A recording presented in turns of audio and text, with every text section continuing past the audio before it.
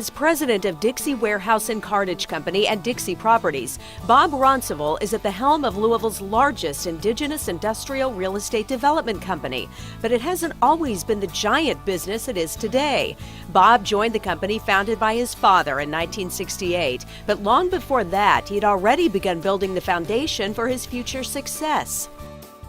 Growing up in the family that my brother and I did, we were encouraged to work there in high school and in college. So I had probably worked, by the time I came back here to work full-time, I had probably worked 5 summers there, doing everything from unloading boxcars to checking freight coming off trucks and so forth. And that proved to be invaluable later on because to have had contact with all phases of the business is I think a very important thing when you begin to get into leadership positions. If you haven't had that experience, I think you would be at a little bit of a disadvantage.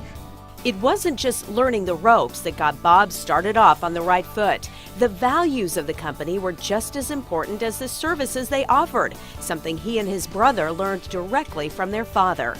We learned that there was a culture, and we did everything we could to try to make sure that that culture was continued, and that was being fair, honest with our customers, and fair and honest with our employees. Beginning around 1970, Dixie embarked on a 30-year period of sustained growth and diversification that included branching out into industrial park development. And the first big step in that direction was the creation of Louisville Air Park, located at what was then called Standiford Field. We actually grew through the 1970s to about a little shy of 900,000 square feet of warehouse buildings. The great irony was we advertised them as a trimodal distribution facility where you had the opportunity to ship goods by truck, by rail, and by air.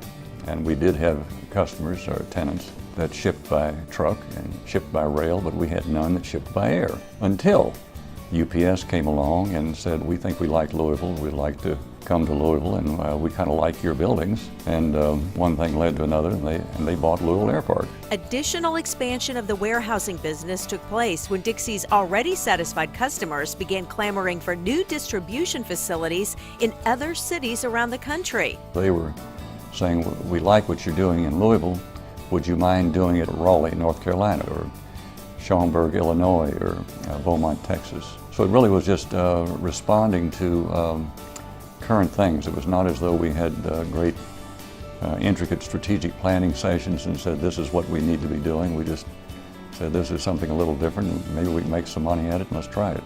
That was a prime example of Bob's ability to recognize a significant opportunity when it presented itself, and it was a scenario that played out many times throughout his career. He had and has a very keen eye for business development. I saw a few opportunities. He saw way more. He had a very, very good analytical mind and could see where it made sense for us to get involved. A big part of Bob's success was dependent upon the relationships he formed, and whether dealing with employees, customers, or business partners, he's always been held in the highest regard. I always knew that I could count on Bob. He would be there when I needed him, and he's just the kind of guy that instilled a feeling in people that he worked with and that worked for him that caused you to want to perform at a high level and be successful. But Bob Rounsavall isn't just a successful businessman. He's also been extremely generous with his time and treasure, serving on a wide and varied list of civic and charitable boards. And perhaps no organization has benefited more from his contributions than the University of Louisville. Bob knows and is liked by everybody in this region. And so when we decided to have a fundraising campaign, Bob agreed to head that up. And we were able to raise $60 million in a very short period of time, largely because he was able to get us in doors that we wouldn't have otherwise been able to get in. He's one of the people who is able to look ahead and have a picture of where we can be more than where we are right now, and that's been invaluable to us at the Cancer Center and at University Hospital. If you're going to have a great city, you're going to have a great university at the center of it. And I think the University of Louisville fulfills that role in so many different ways. I mean, the economic impact, the outreach that it presents to the community. I mean, there are many dimensions of how it affects all facets of life, just beyond